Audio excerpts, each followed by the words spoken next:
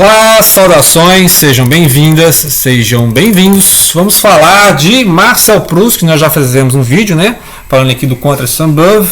E vamos hoje, finalmente, vamos reler esse livro, né? Sensacional, do Camille de Swann. Camille de Swann vai contar a história do ciúme do Sr. Swann, né? E vai ser o início da epopeia, né? Do intimista moderna, pós-moderna, né? Que vai contar todo um painel de época, né? A busca do tempo perdido. Essa tradução do Mário Quintana, né?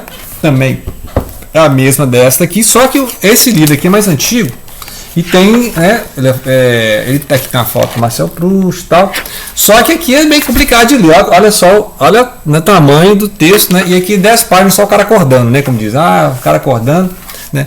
E aí também ilustração mostrando o jardim, lembra um pouco Monet, né? O Manet, né? Impressionismo. Então essa edição aqui é mais fácil de ler, né? São maiores, né? Sim.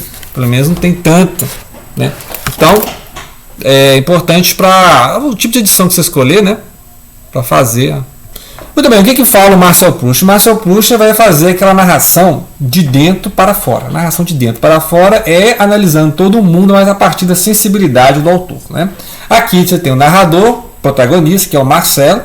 E o Marcelo vai então lembrar, né, das cenas de infância, né, com os parentes, né, toda uma reconstrução do tempo, né? Então justamente a ideia do tempo perdido.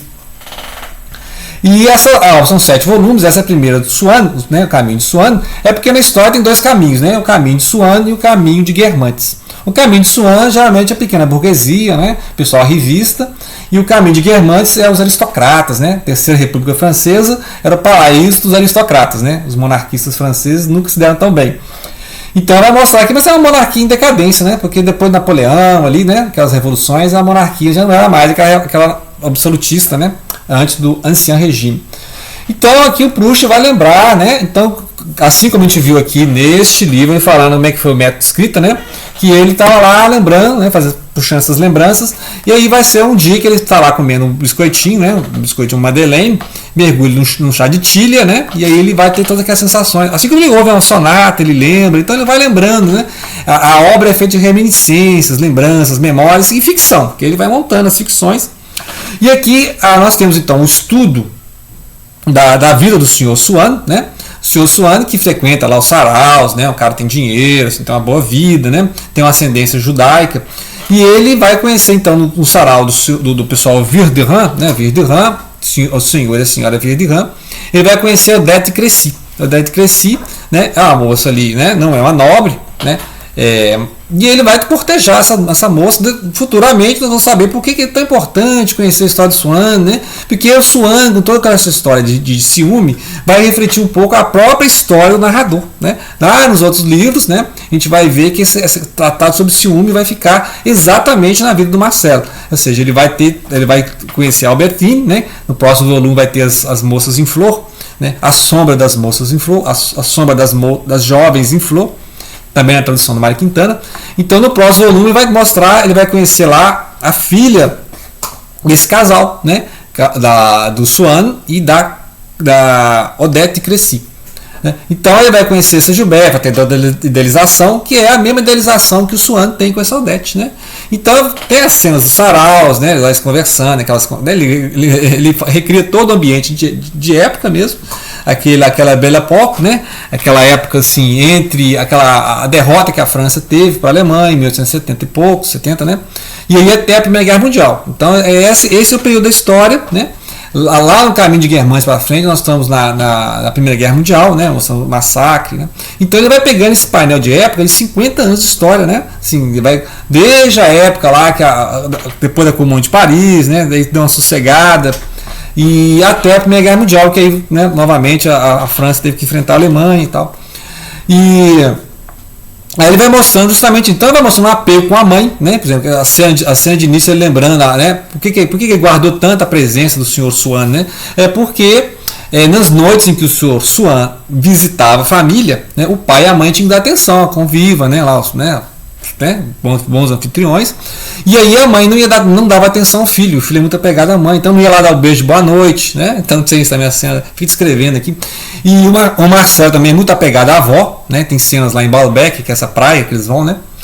E aí ele fica lembrando da avó, quando está no quarto de hotel fica lembrando da avó. E a história então se passa em Combray. Combray é essa cidade, né, provinciana, e ele vai nessa região, né, ter essas marcações, essas famílias, né, as famílias que são mais burguesas, as famílias que são mais aristocratas, e ele tem a idealização dos aristocratas, vai depois conhecendo os outros volumes quem são esses aristocratas, né, porque por enquanto aqui nessa parte ele não está participando dessas festas, né, esses saraus, essas soirées, porque ele não é criança, né, então ele vai contar a partir do que contaram para ele, né, e ele vai participar disso uns 20 anos no futuro ainda, né, então assim, 20 anos depois ele vai conhecer então o Sr. Swan, né? Vai conhecer a filha dele e lá para frente, né? Caminho de Guermantes e tal. E aí ele vai voltar nessa época que ele era criança. Então, obviamente, ele não estava visitando, ele não estava participando, né? Tanto que no próximo volume, né, A Sombra das Jovens em Flor, é que o Marcel será convidado a participar de uma dessas reuniões. Aí ele vai conhecer lá o Sr. Vinteuil, né? O Sr. Vinteuil é um violinista, né? Então tem a sonata, a famosa sonata, que depois ele vai pedir para tocar essa sonata, para ele lembrar os momentos dos locais onde ele foi e ouviu essa sonata, né? Então, toquem para mim essa sonata, né, do Sr. Vinteuil, e aí ele toca essa sonata e lembra, né? Ele lembra do sarau, o que aconteceu, as conversas, né?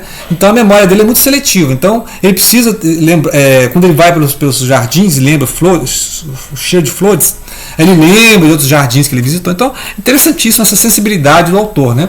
Ou seja, ele precisa disparar, né? Disparar esses gatilhos na memória, então, ou seja, sons, né, sonatas, violino, perfumes, tipos de plantas, né, um tipo de guloseima, né, então ele está lá degustando um chá, degustando, né, uma madeleine, né, com um biscoito, pode ser um croissant também, pode pegar um croissant.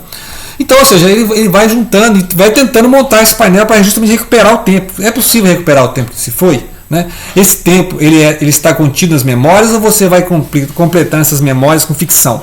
Então, na verdade, ele está criando aqui uma ficção a partir das próprias memórias, né? E aí ele vai lembrar das cidades, o nome das cidades, né?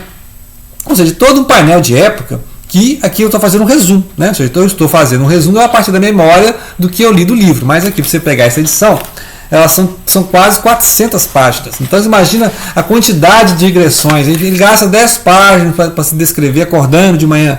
Acordando de manhã. Depois gasta 20 páginas lembrando as visitas do Sr. Swan, em que ele não tinha aquele carinho, aquele aconchego da mãe, né? Que ficava lá atendendo as visitas, né? E aí vai depois descrever aqui, vai ficar aqui umas 200 páginas descrevendo, né, os amores, né, os ciúmes do Sr. Swan, tentando localizar a Odete, né? Por exemplo, os dias que a Odete falta ao sarau, é aí que ele fica mais apaixonado, porque ela não foi, olha, né? Fui privado do prazer da sua presença, né? Então, quantas vezes ele marca um evento social esperando encontrar a Odete, né? Muitas vezes acontece, a mulher não foi, né? Por algum motivo, e aí ele fica ciumado, onde é que essa mulher foi, o que ela está fazendo?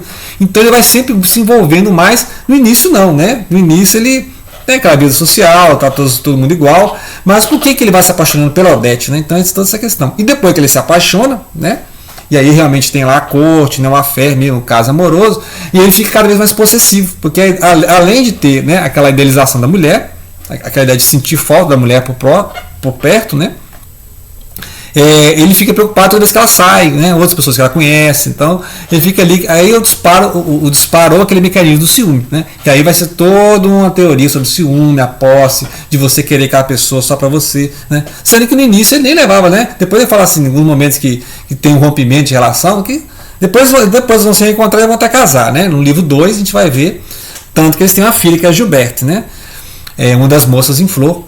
E aí, mas só que tem uma parte aqui que o Sr. Swan, né, fica falando assim, nossa, né, tanto trabalho que eu tive, tanto dinheiro que eu gastei, tanto sonho que eu perdi, por uma mulher que nem faz meu tipo, né? Então tem umas partes assim interessantíssimas mostrando a ironia, né, de como aquele que ama idealiza o objeto amado, né, a pessoa amada, o ser amado, cria uma imagem, né? Então, e aí tem todo aquele investimento afetivo, né? Então ele cria, né, ele escolhe aquele ser que vai ser o receptáculo, né, da sua paixão, e vai idealizando esse ser, e aí ele quer esse ser, né? Ele quer ter a posse. Só que esse ser não é dele, né? Ninguém é de ninguém, a pessoa está para o mundo. E é isso que o Sr. Swan não aceita, né?